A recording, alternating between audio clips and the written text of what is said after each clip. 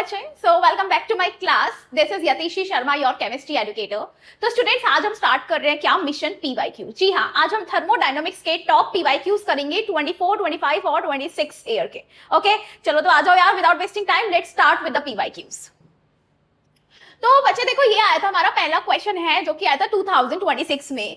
क्या कहते हैं भाई, ये क्वेश्चन पहले पढ़ो। कहता है कि match list 1 with list 2 given V1 and V2 are initial and final volumes respectively. List 1 में आइसोथर्मल प्रोसेस दिया हुआ है एंड भाई लिस्ट 2 में आपको एक्सप्रेशन दिया हुआ है, यानी कि आइसोथर्मल प्रोसेस दिया है। अच्छा, वो बोलता है कि रिवर्सिबल एक्सपेंशन के केस में क्या होगा। तो एक बात बताओ, रिवर्सिबल एक्सपेंशन की अगर मैं बात करूं तो गाइस देखो, एक्सपेंशन या रिवर्सिबल के केस में जो हमारा फॉर्मूला है W का, that is minus NRT ln V2 by V1। ये पढ़ा है ना हमने फॉर्मूला, राइट? हाँ, लेकिन आपको पता है मैंने चलो फिर से बता देती हूँ कि क्योंकि आइसोथर्मल प्रोसेस है तो यहाँ पे डेल U क्या हो जाएगा, 0 हो जाएगा, जिसके कारण आपको पता है according to first law del U बराबर Q प्लस W होता है। Got it? यस।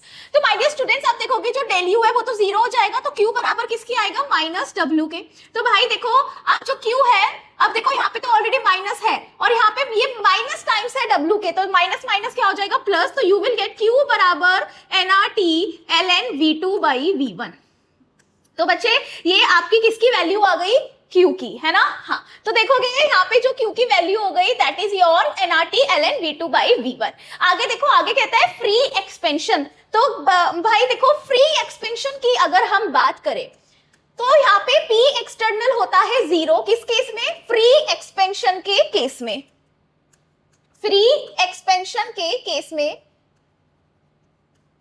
जो P एक्सटर्नल होता है दैट इज योर 0। तो भाई जो वर्क होता है that is your minus P external dot dV, right? मतलब अगर और भी इसको डिफाइन करके लिखे तो can we write it as V2 minus V1, right? Yes. अब बच्चे देखने जरा यहाँ पे कि P एक्सटर्नल तो 0 आ गया, तो भाई W क्या आ गया, 0 आ गया। आइसोथर्मल की बात कर रहे हैं तो डेल U तो है ही 0। तो आप देखोगे कि डेल U बराबर किसके होता है, Q प्लस W के। तो भाई जो यहाँ से ना देखो, डेल U और W दोनों 0 है, तो Q भी कितना आ जाएगा आपका, 0 आ जाएगा। तो चलो देखो, सेकंड का जाएगा फर्स्ट, Q बराबर 0। अगला देखो, कहता है इनरिवर्सिबल कंप्रेशन, इनरिवर्सिबल कंप्रेशन। तो गाइस ये तो फॉर्मूला पुटिंग है डायरेक्टली। डिड यू रिमेंबर कि इनरिवर्सिबल के केस में हम एक फॉर्मूला लगाते हैं, दैट इज व्हाट, W बराबर minus P external and V2 minus V1, है ना? तो देखो ये जो मैच करेगा this will match with third. अभी बात करते हैं साइक्लिक रिवर्सिबल प्रोसेस की। तो चलो नेक्स्ट स्लाइड लेते हैं भाई। तो साइक्लिक रिवर्सिबल प्रोसेस में होता क्या है, तो पता है आपको कि साइक्लिक प्रोसेस के अंदर माय डियर स्टूडेंट्स, जो आपका स्टेट फंक्शन है वो 0 है और डेल S 0, तो डेल S बराबर Q रिवर्सिबल बाय T, और ये पूरी की पूरी वैल्यू 0, तो Q रिवर्सिबल बाय T बराबर किसके हो गया, 0 के। ठीक है, तो एक आपका फॉर्मूला निकल के आया है, Q रिवर्सिबल बाय T बराबर किसके है, 0 के। Got it?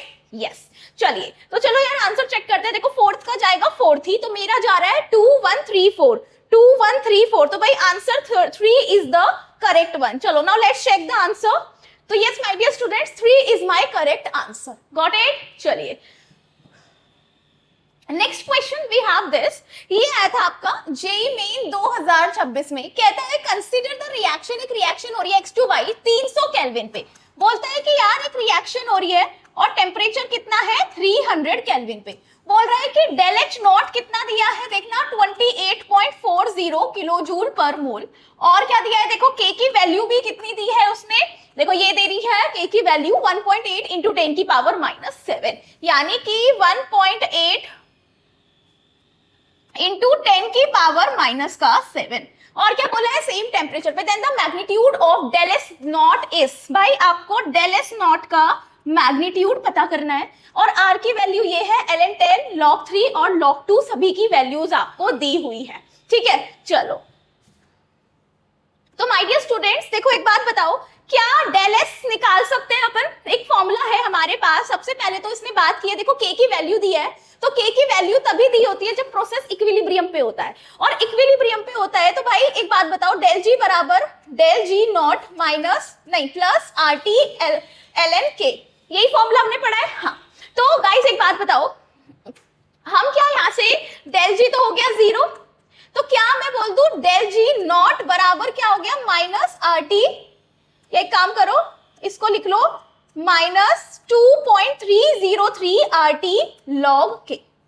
सही है, तो भाई ये डेल जी नॉट का आपके पास फॉर्मूला आ चुका है। कौन से वाला? ये वाला फॉर्मूला डेल जी नॉट का आपके पास आ चुका है। Got it? यस। अब एक बात बताओ यार, क्या मैं यहाँ से डेल जी नॉट निकाल सकती हूँ? एक्चुअल में मुझे क्या पता करना है? Del S naught, right? Yes. तो हमारे पास एक फॉर्मूला है डेल जी नॉट बराबर डेल एच नॉट माइनस का टी डेल एस नॉट। तो भाई आप देखो डेल जी नॉट पता चल गया, चल गया। डेल एच नॉट देखो क्वेश्चन में दिया है, दिया है। क्या टेम्परेचर क्वेश्चन में दिया है? 300 केल्विन। पुट करो तो यहाँ से आपका क्या आ जाएगा? Del H naught. ठीक है, चलो तो करके देखते हैं। एक काम करते हैं, स्लाइड आगे चलते हैं। देखो मैं यहाँ से बता देती हूँ, मैंने तरीका बता दिया है ना। देखो सबसे पहले क्या किया, माइनस 2.303 इंटू 8.3। ये कहाँ से आया फॉर्मूला? ये यहाँ से फॉर्मूला है जो मैंने अभी आपको पढ़ाया। log 1.8 इंटू 10 की पावर माइनस 7 करो। अब यहाँ पे बच्चों को प्रॉब्लम होती है कि हाउ टू राइट दिस, ये मैं आपको बताती हूँ। बाकी तो देखो एज इट इज उन्होंने भी लिख दिया है ना।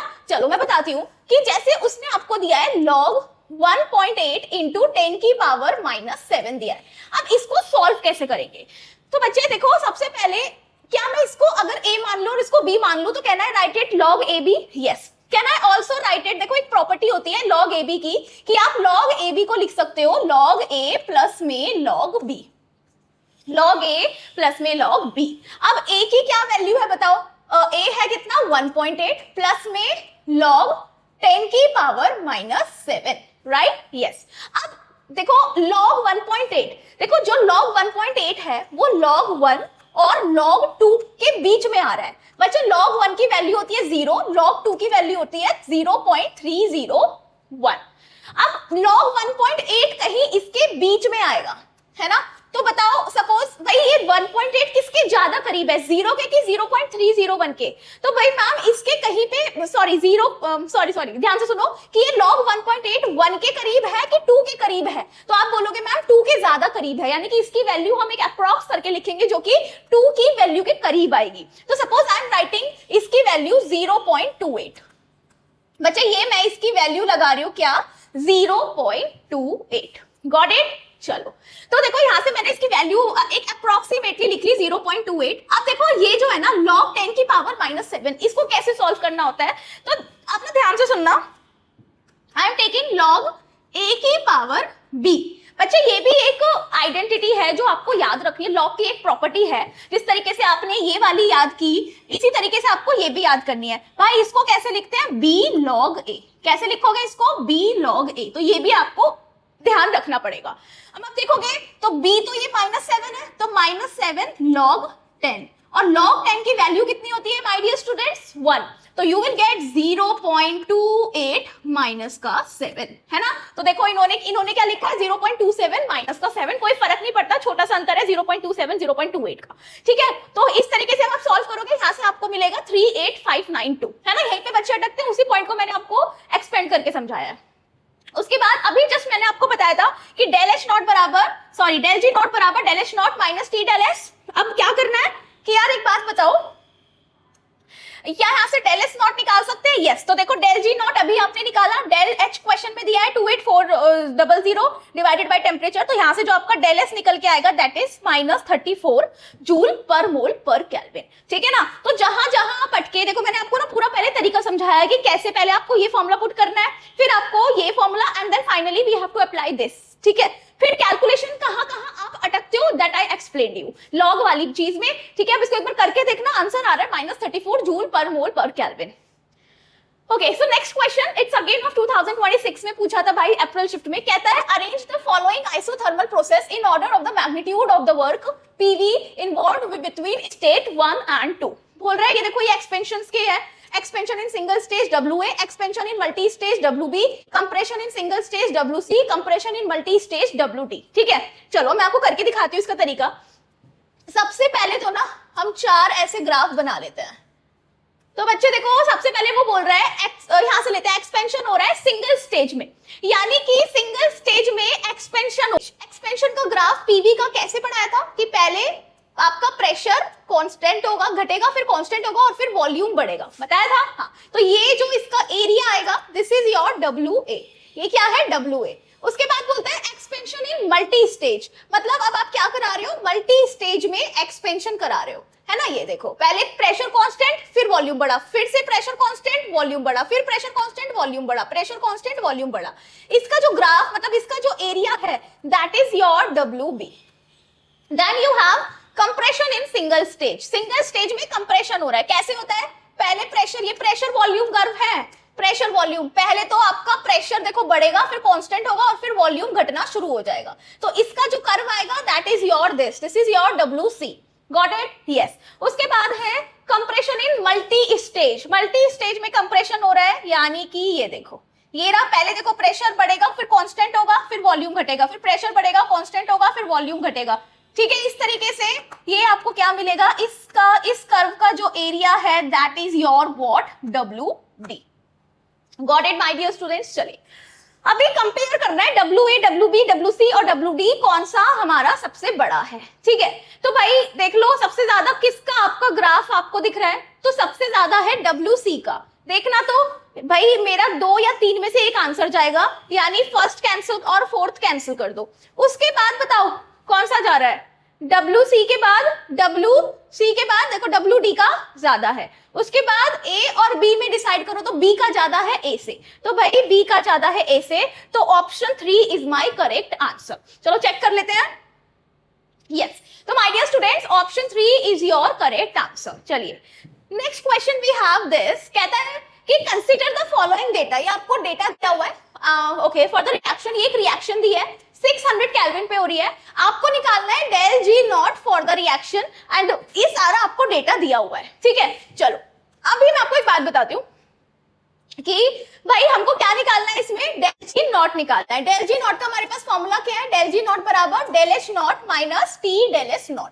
भाई सबसे पहले तो डेल H नॉट रिएक्शन का निकाल लो, कैसे निकालोगे, enthalpy of product minus enthalpy of reactant से। अब प्रोडक्ट्स की एंथैल्पी कितनी है भाई, देखो प्रोडक्ट XY बन रहा है और उसका स्टोइचियोमेट्री है 2 और XY की कॉरेस्पॉन्डिंग कितनी है, देखो किलो जूल में दिया है और ये जूल में है, तो ये यूनिट भी चेक करनी पड़ेगी, कितना दिया है 42, तो क्या बोलोगे भाई 2 into 42 and minus reactants, reactants में कौन है X2 और Y2, तो भाई X2 और Y2 का कितना है, देखो 8 और 80, यानी 8 प्लस 80, तो कितना होगा देखना 84 माइनस 88, तो you will get -4 kilo joule, right, -4 kilo joule आ गया। उसके बाद भाई निकाल लेते हैं क्या, डेल S नॉट का, तो डेल S कैसे निकालोगे, SP entropy of product minus entropy of reactant, ये वाला फॉर्मूला लगाओगे। अगेन एंट्रोपी ऑफ प्रोडक्ट में क्या है, देखो जूल में दी है कितनी 200 XY की, और XY के आगे क्या स्टोइचियोमेट्री है 2, तो 2 से मल्टीप्लाई करो, 2 into 200 माइनस, अब कितनी दी है देखो 140 प्लस 250, 140 प्लस 250, तो ये आपका कितना आएगा देखना तो एक बार 10, ये आएगा 10 जूल पर मोल पर केल्विन, है ना। तो देखो एक डेटा ये मिला और एक डेटा आपको मिला ये वाला। अब हमको निकालना क्या है, डेल G नॉट पता करना है। तो my dear students del G naught कैसे निकालोगे, फॉर्मूले में पहले क्या करो, डेल H नॉट कितना है, हमने निकाला -4 किलो जूल, यानी कि इंटू 10 की पावर 3 करके हमने इसको पहले जूल में कन्वर्ट किया, फिर माइनस टेम्परेचर कितना दिया है 600 एंड मल्टीप्लाइड बाई क्या है भाई, कहां गया, हाँ del S naught, del S naught की क्या वैल्यू आई 10, तो माय डियर स्टूडेंट्स यहां से आपका आ जाएगा 10,000 जूल, ठीक है।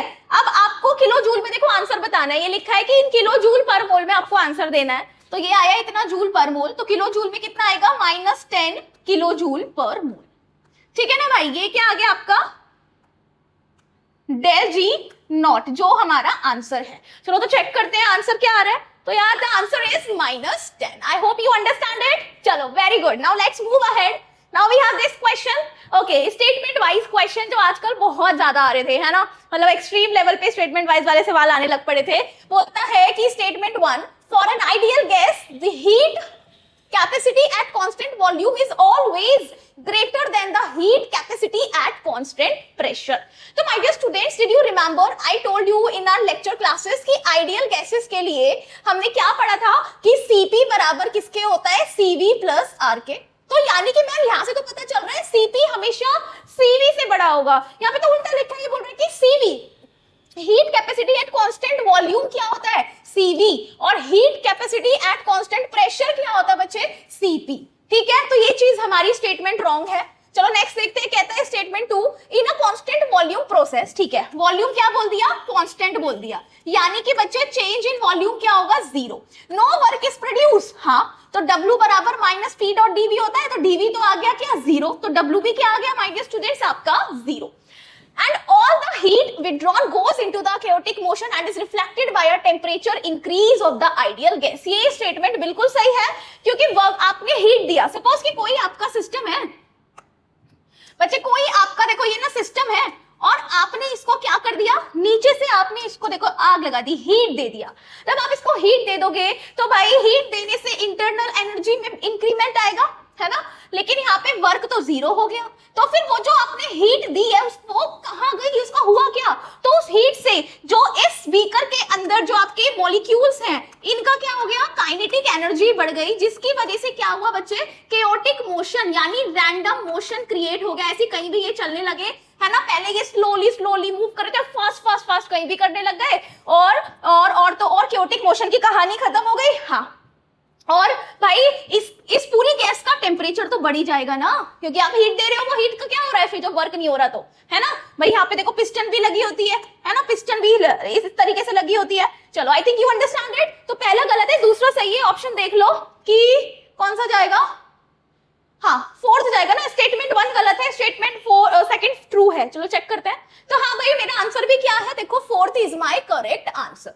ठीक है ना, चलो नेक्स्ट क्वेश्चन विगेरा हमारे सामने कहता है at the transition temperature T, है ना। सबसे पहले आई जस्ट एक्सप्लेन यू कि ट्रांजिशन टेम्परेचर होता क्या है ना, ट्रांजिशन टेम्परेचर होता क्या है।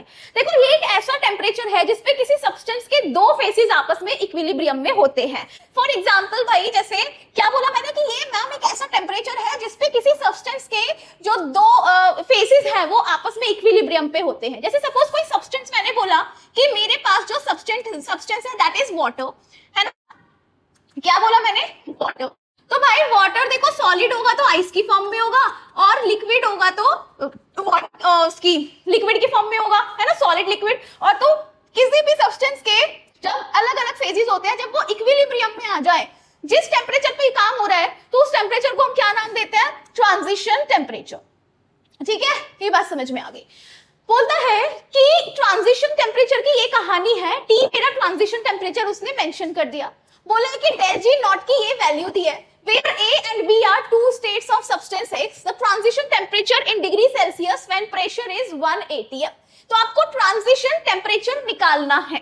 तो बच्चे एक बात बताओ यार, एक चीज का ध्यान रखना कि जब ट्रांजिशन टेम्परेचर आता है ना, ट्रांजिशन टेम्परेचर पर होता क्या है कि जो आपकी एक्टिविटी होती है सॉलिड की बराबर एक्टिविटी ऑफ लिक्विड बराबर activity of gas for a pure substance. Pure face की जब मैं बात करूंगी, ध्यान से सुन लो, किसकी बात करेंगे, प्योर फेस की जब मैं बात करूंगी, है ना। अब ये एक्टिविटी क्या होती है, ए से एक्टिविटी को मैं डिनोट कर रही हूँ यार, ये ना हम इक्विलिब्रियम में पढ़ेंगे, है ना, तो डोंट वरी यार। अभी अगर जिन बच्चों से सवाल नहीं हुआ तो मैं बहुत ज्यादा एक्टिविटी को बताऊंगी नहीं, बट हाँ ये सवाल भी मैंने यहाँ पे इसीलिए ऐड किया है कि जिन्होंने इक्विलिब्रियम पढ़ा हुआ है तो उनको कनेक्ट कर जाए, है ना। जिन्होंने नहीं पढ़ा, क्योंकि मैंने अभी तक नहीं पढ़ा है, क्योंकि ये हम पढ़ाएंगे कहाँ पे, इक्विलिब्रियम वाले चैप्टर में। तो गाइस अभी कुछ दिन के लिए ये क्वेश्चन आप छोड़ सकते हो, ठीक है, जिन्होंने नहीं पढ़ा। और जिन्होंने पढ़ा है तो उनको मैं समझा रही हूँ कि भाई प्योर सब्सटेंस की, प्योर फेज नहीं, प्योर सब्सटेंस की, what I am saying pure substance की जो एक्टिविटी होती है, आइदर सॉलिड हो, लिक्विड हो या गैस हो, वो कितनी होती है बच्चे, दैट इज माई 1। कितनी होती है, 1, राइट। हाँ तो भाई चलो एक बात बताओ आप मेरे को, मैंने कहा del G नॉट बराबर आ गया -2.303 RT log K, है ना।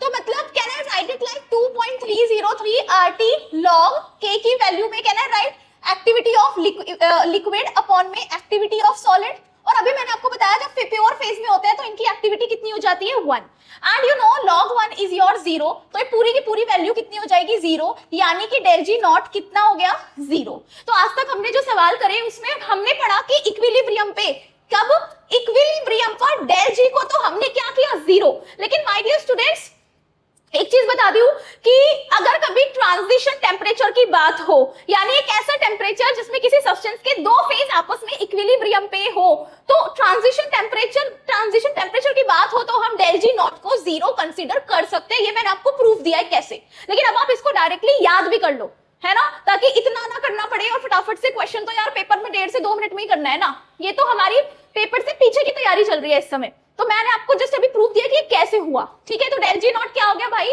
0 हो गया। चलो अब इन्होंने इक्वेशन क्या दी है, del g नॉट बराबर 105 माइनस 35, यहाँ पे मैं इसको कर रही हूं। इन्होंने कहा है कि del g नॉट बराबर है 105 माइनस 35 log t। बच्चे अब एक बात बताओ, क्या del g नॉट हो गया 0, तो कहना है से 105 बराबर हो गया 35 log t के। नाउ कहना है से कि भाई जो log t है दैट इज बराबर कितना हो गया 3 के। अब कुछ चीज मैं बता रही हूँ उसको ना आप समझ लेना, है ना। देखो भाई जो log 10 होता है, log 100 होता है और log 1000 एंड सो ऑन, आगे की भी बात कर सकते हो इसी तरीके से। एक पैटर्न याद रखो कि log 10 की वैल्यू होती है 1, log 100 की 2, log 1000 की 3 एंड सो ऑन 4 5 6। तो आप देखोगे कि log की क्या वैल्यू होगी, इसकी फाइनल वैल्यू 3 आए, तो भाई क्या होना चाहिए 1000। तो भाई टेम्परेचर log, एक second, this is your log 1000 बराबर कितना आ गया 3। तो भाई ये क्या आ गया मेरा टेम्परेचर, है ना। अब ये टेम्परेचर किस में आया है मेरा, यहाँ पे केल्विन में। लेकिन क्वेश्चन में आपसे पूछा है कि आपको ये आंसर देना है डिग्री सेल्सियस में। तो माय डियर स्टूडेंट्स अब इस 1000 को आप किस में कन्वर्ट कर लो, केल्विन बराबर 273 प्लस डिग्री सेल्सियस। तो भाई डिग्री सेल्सियस में करना है तो कैसे करोगे, जितना टेम्परेचर है उसको माइनस कर दो 273 से। तो टेम्परेचर कितना है 1000 केल्विन, 1000 माइनस 273 से। तो भाई देखना आंसर जो भी आएगा, देखो आंसर चेक कर लेते हैं। The answer given is 727 degree Celsius. ठीक है, आई होप ये चीज समझ गए होंगे। 727 degree Celsius is your final answer. Got it? I hope you understand the concept. Very nice question. Next we have this question. कहता है कि the plot of log k and 1/t straight line दे रहा है। ठीक है, आपको intercept और स्लोप की वैल्यू बतानी है जहां पर k आपका इक्विलिब्रियम कांस्टेंट है। तो यार एक बात बताओ, हमको एक फॉर्मूला अच्छे से पता है कि del g नॉट, एक सेकेंड, del g नॉट बराबर 2.303 RT log k। अब del g नॉट का एक और फॉर्मूला अपने को आता है, बताओ कौन सा, del h naught minus T del S naught बराबर माइनस 2.303 RT log k, है ना, ये याद है ना। चलो अब भाई एक बात बताओ, can I say one more thing कि log k को अलग लिख लो, log k की वैल्यू निकालते हैं। Then you will say del h naught minus, ये माइनस मैंने इधर शिफ्ट कर दिया, del h नॉट अपॉन में 2.303 RT। अब ये माइनस इसके साथ भी तो मल्टीप्लाई होगा, तो ये हो जाएगा क्या प्लस, तो plus t del s naught upon में 2.303 RT। तो t से t कैंसिल हो गया, राइट। तो यू विल से कि log k बराबर minus del h not upon में 2.303 RT। भाई एक बात बताओ, क्या इस t को मैं अलग से लिख लूं 1/t करके, कोई दिक्कत तो नहीं है, नहीं। तो ये आ गया क्या plus del s naught upon में 2.303 R। भाई एक बात बताओ, can I consider it y is equal to ये पूरी की पूरी x, तो ये पूरी की पूरी mx प्लस का, और ये पूरा का पूरा क्या है c। और माय डियर स्टूडेंट c क्या होता है, c को ही तो अपन क्या कहते हैं, इंटरसेप्ट। c को ही हम क्या कहते हैं यार, इंटरसेप्ट। बताओ इतनी बात समझ में आ गई ना। चलो तो उसने क्या बोला है, उसने बोला है कि इंटरसेप्ट और स्लोप की वैल्यू बता दो। तो भाई इंटरसेप्ट तो मेरा क्या है plus del s naught upon 2.303 R। तो भाई देखना, लो आंसर ही आ गया, ठीक है, देख लो। एंड और क्या बोला है, स्लोप। तो भाई स्लोप क्या आ रहा है, देखना स्लोप पूरा का पूरा ये आ रहा है minus del h not upon 2.303 R। तो भाई मेरे अकॉर्डिंग तो answer second is the right one. Let's check the answer. So यार my answer is second one, ठीक है। तो नाउ नेक्स्ट क्वेश्चन ये रहा, ये बोलता है कि 20 cube of an ideal gas X at 600 Kelvin and 0.5 megapascal undergoes isothermal reversible expansion until pressure of the gas is 0.2 megapascal. Which of the following option is correct? ठीक है, चलो तो भाई सबसे पहले तो देखो उसने क्या बोल दिया, आइसोथर्मल रिवर्सिबल एक्सपेंशन हो रहा है, यानी कि मैम इस आइसोथर्मल कंडीशन पे जो आपका टेम्परेचर होता है भाई वो क्या होता है, दैट इज योर कांस्टेंट, यानी कहना से चेंज इन टेम्परेचर कितना हो गया, 0।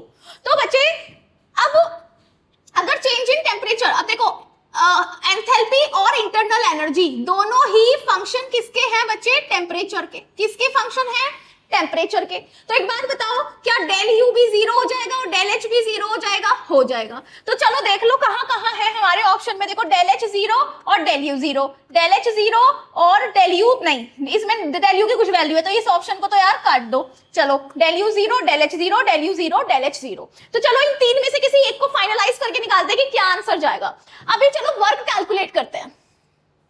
तो भाई वर्क निकालना है ना आपको, हाँ तो चलो वर्क कैसे निकालोगे, रिवर्सिबल के केस में क्या हमने एक फॉर्मूला पढ़ा है, P1 V1 ln की वैल्यू दी है, नहीं लॉग दी है ना, ठीक है। तो एक काम करो ऐसे लिखो -2.303 P1 V1 log क्या जाएगा, log P1 बाई P2। क्या ये फॉर्मूला याद है सबको, है ना। चलो तो भाई यहां से आप देखो कैलकुलेट करो 2.303 P1 क्या दिया है आपको, 20 डेसीमीटर क्यूब, तो 20 डेसीमीटर क्यूब आ गया, ठीक है। वॉल्यूम कितना दिया है देखना, वॉल्यूम का है, अरे अच्छा एक सेकेंड 1 सेकेंड, ये P1 तो वॉल्यूम है ना, अरे यार पहले लिख लो, देखो V1 है कितना 20 डेसीमीटर क्यूब, टेम्परेचर कितना दिया है 600 केल्विन, एंड P1 कितना दिया है आपको 0.5 मेगा पास्कल, और भाई P2 कितना दिया है आपको 0.2 मेगा पास्कल, P2 कितना दिया है 0.2 मेगा पास्कल। बच्चे आंसर जो हमें लाना है वो किलो जूल मतलब जूल वाली यूनिट में आना चाहिए।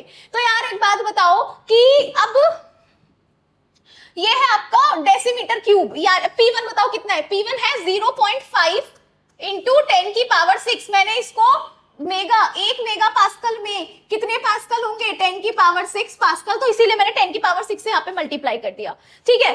P1 आ गया। अब वॉल्यूम, तो वॉल्यूम कितना दिया है देखना 20 डेसीमीटर क्यूब, तो भाई 20 डेसीमीटर क्यूब को किस में कर लो, हमने पास्कल, अगर ये डेसीमीटर क्यूब किसी तरीके से मीटर क्यूब में कन्वर्ट हो जाए, एक बात बताओ क्या 1 डेसीमीटर क्यूब बराबर होता है, बताओ जल्दी, 1 डेसीमीटर 10 मीटर 10 की पावर -1 मीटर के बराबर होता है, तो एक डेसीमीटर क्यूब कितने मीटर क्यूब के बराबर होगा, 10 की पावर -3 मीटर क्यूब के, ठीक है।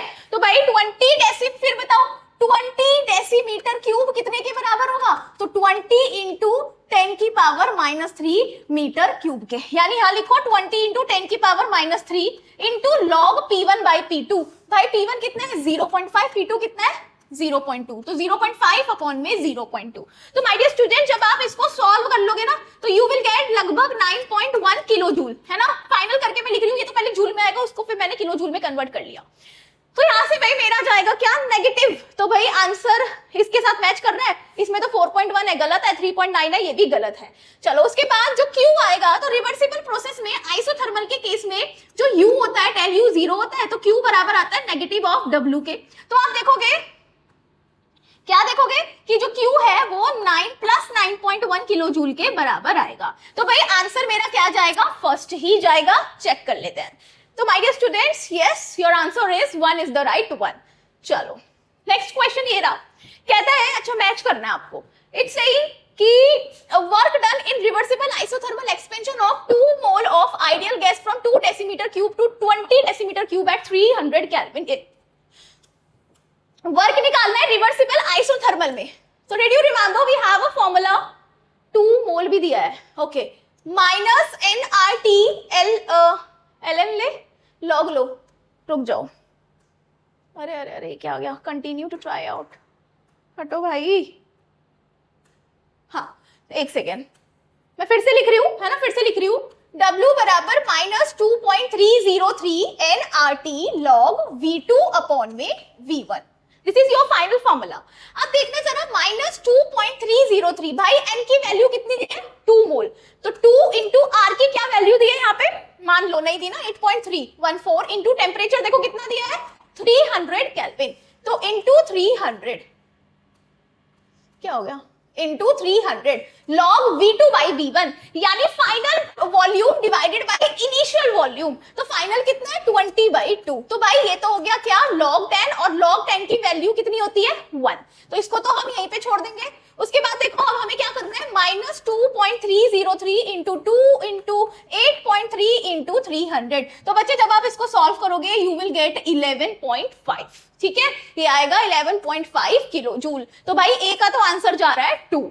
बी का देखते हैं कि वर्क डन इन इरिवर्सिबल आइसोथर्मल एक्सपेंशन, तो इरिवर्सिबल आइसोथर्मल एक्सपेंशन तो minus P external and V2 minus V1, got it, yes. अब P एक्सटर्नल कितना दिया है देखो, P constant pressure of 3 kilo pascal, यानी कि -3 इंटू 10 की पावर 3 किलो पास्कल है, तो मैंने पास्कल में कन्वर्ट कर लिया 10 की पावर 3 से मल्टीप्लाई करके। अब उसने बोला कि V2 माइनस V1 यानी 1 मीटर क्यूब से 3 मीटर क्यूब जा रहा है, यानी फाइनल क्या है 3 माइनस 1 है ना, तो भाई यहां से क्या आ गया देखना, माइनस का 6 इंटू 10 की पावर 3, ये आया है जूल में, लेकिन हमको लिखना है आंसर, देखो रिपोर्ट किस में करना है आंसर को, किलो जूल में, तो ये आ गया -6 किलो जूल, तो भाई मेरा बी का जाएगा 6, गॉट इट, है ना। देखो शायद इतने से आंसर आ जाए एक बार, ए का 2 बी का 3, तो ए का 2 बी का 3, ये शायद अब दिखा है, देखना दिख रहा है ना आप लोगों को, ए का 2 बी का 3 है ना, ए का 2 बी का 1, ये तो गलत है, इनको तो पहले काट दो, ये देखो है ना, तो भाई आंसर क्या जा रहा है मेरा सेकंड वाला। चलो चेक कर लेते हैं, इतने सही आ गया है ना, एक बार आप इनको भी करके देखना, बहुत आसान है। देखो यहाँ पे बोल रहा है चेंज इन इंटरनल एनर्जी, तो डेल यू का फॉर्मूला NCV डेल टी, सब कुछ दिया है देखो, उसने मोल भी दिया है और उसने क्या दिया है चेंज इन टेम्परेचर भी दिया है 320 केल्विन, और CV भी कितना दिया है 3/2, तो बस फॉर्मूला पुटिंग है। इसी तरीके से अगले में बोलता है calculate enthalpy, change in enthalpy at constant pressure, ये क्या होता है डेल H बराबर NCP डेल T, है ना, change in enthalpy at constant pressure, mole दिया है 1 मोल और चेंज ऑफ टेम्परेचर 337 केल्विन और CP दिया है 5/2 R, गॉट इट। तो बस वैल्यू पुट करना, डायरेक्ट सॉल्व करोगे आ जाएगा सवाल का जवाब। तो यार answer is my second one, I hope you understand it.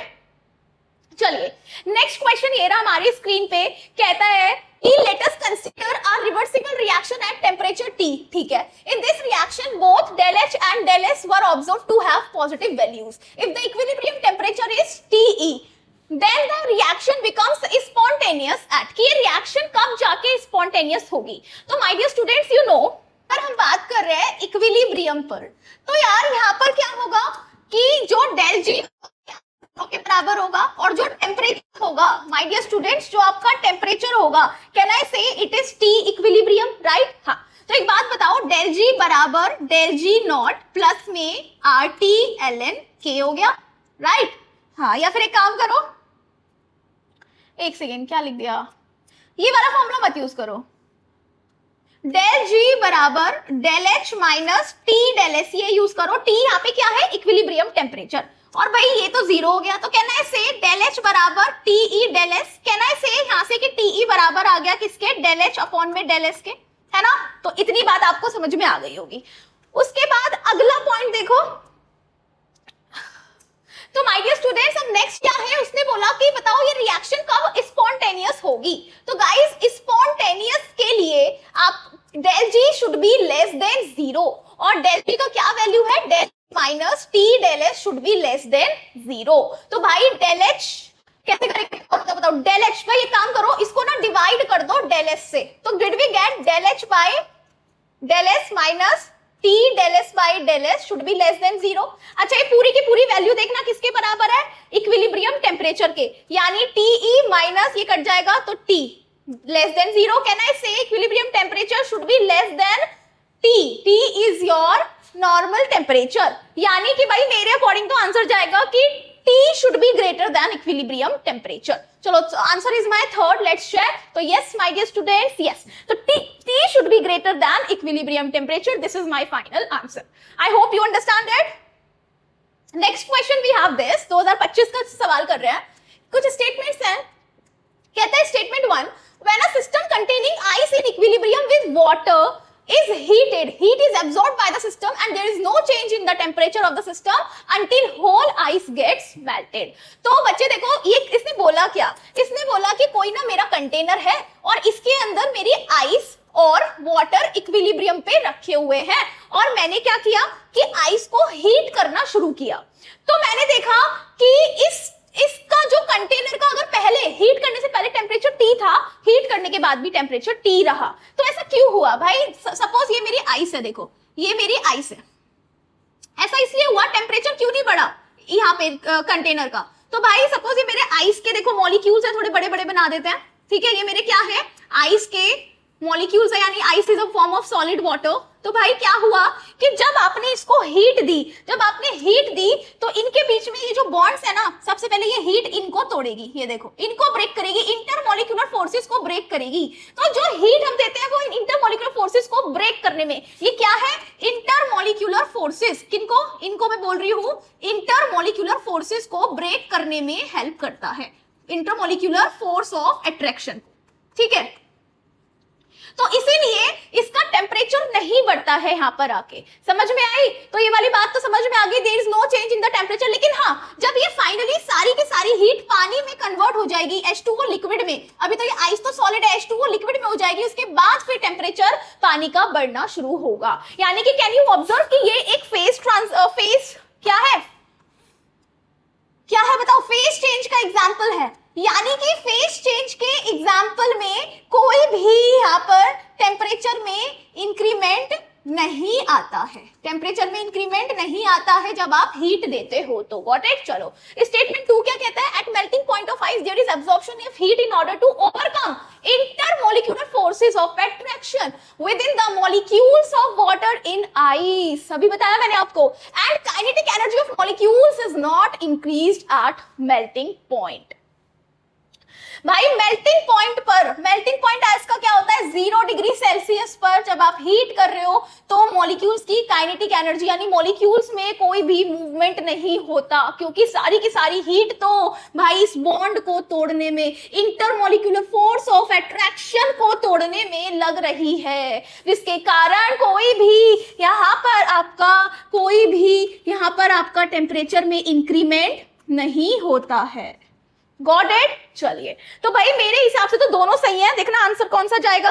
Answer is my 3। Let's check both statements are correct. Yes, so my answer is 3। चलिए next question we have this in our screen. कहते हैं भाई 25 में आया था, ये pressure volume का curve दिया है।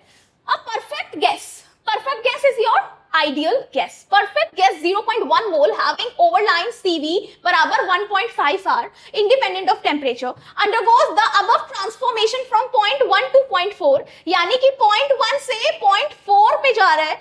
If each step is reversible, है ना, the total work done while going from point 1 to 4 is, nearest integer में आंसर देना है, R की ये वैल्यू दी है। बच्चे वेरी सिंपल क्वेश्चन।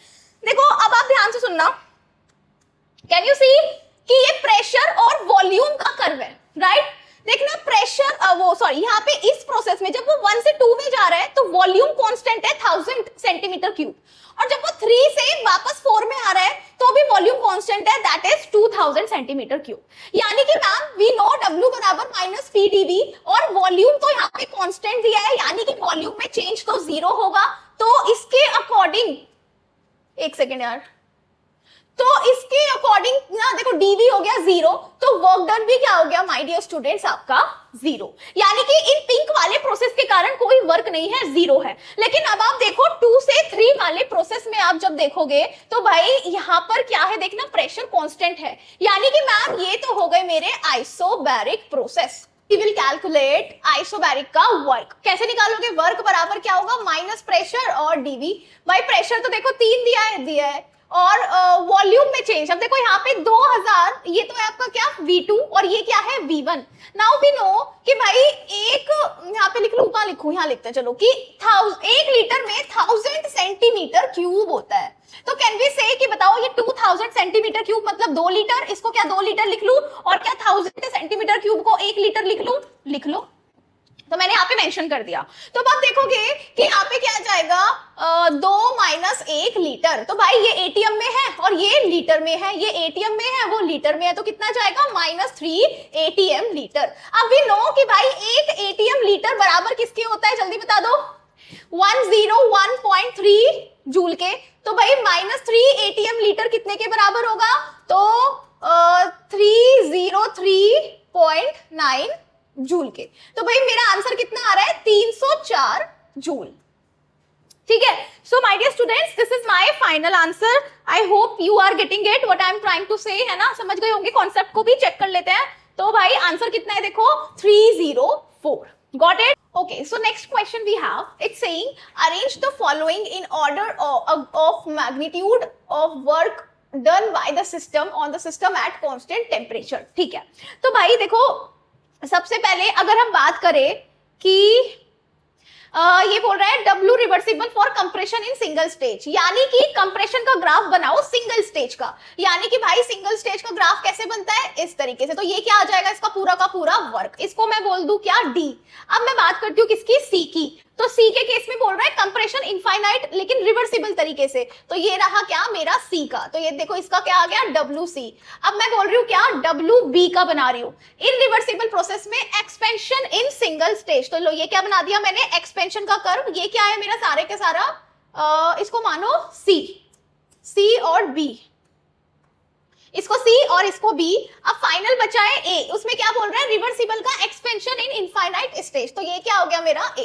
तो भाई ये हो गया A। अब आप देखोगे क्या A बराबर C हो गया, हो गया। ऐसा किसमें है जिसमें A बराबर C है, तो देखो इन दोनों में है। अब चेक कर लेते हैं कि D का ज्यादा है, तो भाई D का तो देखो इनसे बहुत ज्यादा है ना, इनसे बहुत ज्यादा है ना D का, तो भाई D का सबसे ज्यादा है। और B का तो देखो इन सबसे कम है, तो भाई B का सबसे कम है। तो मेरा आंसर क्या है, सेकंड। ये बड़ा सिंपल सा क्वेश्चन था, ठीक है, कोई भी टफ नहीं था इसमें। तो my answer is second is my correct answer.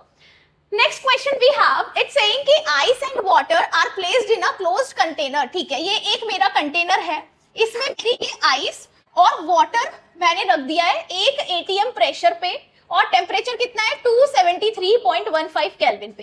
If pressure of the system, आपने जो प्रेशर है वो दुगना कर दिया पुराने वाले से, keeping temperature constant, then identify correct observation from the following. यार ये तो निहायत ही आसान सवाल है। एक बात बताओ, अगर आपने प्रेशर डबल कर दिया तो यानी कि वॉल्यूम मतलब प्रेशर अगर आप इस पे डबल कर दे रहे हो, इस पे आपने क्या कर दिया, प्रेशर पहले से ज्यादा लगा दिया, तो भाई इसका तो फोर्स ऑफ अट्रैक्शन, जो फोर्सेस ऑफ अट्रैक्शन है वो ब्रेक करेंगे, और अगर वो ब्रेक करेंगे तो सारा का सारा सॉलिड किस में कन्वर्ट हो जाएगा, लिक्विड के अंदर। तो the solid phase disappears completely. Got it और नॉट, है ना। चलो आगे बढ़ते हैं। Now we have, देखो answer fourth is the correct one. बोल रहा है if pressure is made 2 times then mixture of ice and water will completely convert into liquid form. Got it? चलिए now we have next question। कहता है कि 3 mole of an ideal gas are compressed isothermally. Moles कितने दिए हैं आपको, 3 moles दिए हैं, और कंप्रेशन कैसा हुआ है, V1 है 60 लीटर और V2 कितना दिया है 20 litre, using constant pressure of 5 ATM. 5 ATM का कांस्टेंट प्रेशर हमने यूज किया है। हीट एक्सचेंज Q आपको कैलकुलेट करना है इधर, ठीक है। चलो तो कैसे करोगे भाई, एक तो आइसोथर्मल है और कांस्टेंट प्रेशर दिया है तो इरिवर्सिबल है, तो कैसे निकालोगे, W बराबर -P and this is V2 minus V1, तो P minus P 5 ATM 20 minus 60, तो भाई ये क्या आ गया -200, और आइसोथर्मल है तो डेल U 0 हो गया, तो W बराबर हो गया -Q के, तो Q कितना आ गया 200 जूल, ठीक है। तो भाई आंसर कितना आ गया, अच्छा जूल नहीं आएगा ना, एटीएम लीटर आएगा, एटीएम लीटर। तो मेरा आंसर कितना जाएगा 200, चेक कर लेते हैं। Yes my answer is 200। चलिए next question, what is saying, it's saying कि for a certain reaction at 300 kelvin, 300 kelvin पे कोई रिएक्शन हो रही है और K की वैल्यू कितनी दी है 10, तो del G naught you have to calculate and tell answer in the form of 10 की पावर -1 किलो जूल। R की वैल्यू आपको दी हुई है। वेरी इजी क्वेश्चन, कैसे करेंगे बताओ, बड़ा सिंपल क्वेश्चन है यार ये तो।